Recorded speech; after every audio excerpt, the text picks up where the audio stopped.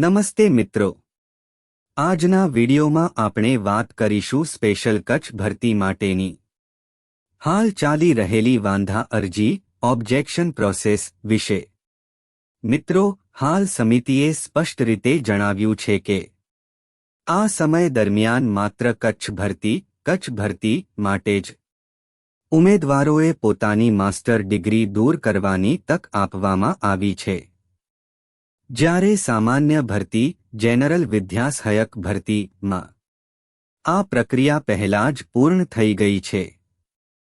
એટલે કે જેમણે તે સમયે પોતાની માસ્ટર ડિગ્રી દૂર કરી દીધી હતી એ લોકો માટે હવે અલગથી કોઈ તક નથી।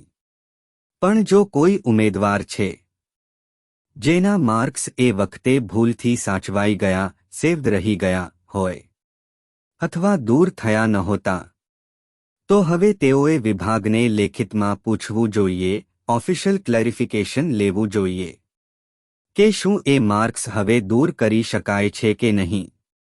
આ તક ખાસ કરીને કચ્છ ભરતી માટે છે, કારણ કે ત્યાં હજુ પણ ઘણા ઉમેદવારોએ ખોટી રીતે માસ્ટર ડિગ્રી ઉમેરેલી છે, જ્યારે એ ડિગ્રી ચાલુ નોકરી સાથે અથવા ગેરમાન્ય રીતે કરેલી છે।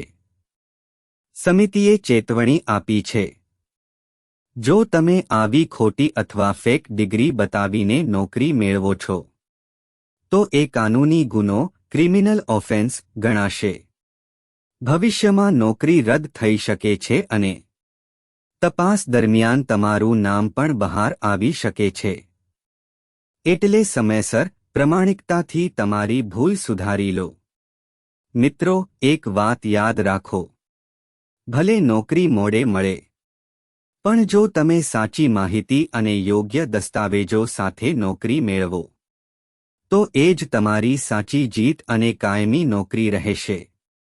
તો મિત્રો, જો કચ્છ સ્પેશિયલ વિદ્યા સહાયક ભરતી એપ્લાય કર્યું છે અને તમારી પાસે આવી રેગ્યુલર માસ્ટર ડિગ્રી છે જે નોકરી સાથે કરેલી છે, તો વિલંબ કર્યા વિના વાંધા અરજી ફોર્મ ભરો અને એ માર્ક્સ દૂર કરો, કારણ કે ખોટા દસ્તાવેજથી નોકરી મેળવો એ પછી ભવિષ્યમાં ફસાવાનો મોટો જોખમ છે। વિડિયો ગમ્યો હોય તો લાઇક કરો, તમારા કચ્છ સ્પેશિયલ વિદ્યા સહાયક ભરતી અને સામાન્ય વિદ્યા સહાયક મિત્રો સાથે શેર કરો અને આવી જ સાચી ભરતી માહિતી માટે ચેનલને સબસ્ક્રાઇબ કરવાનું ભૂલશો નહીં।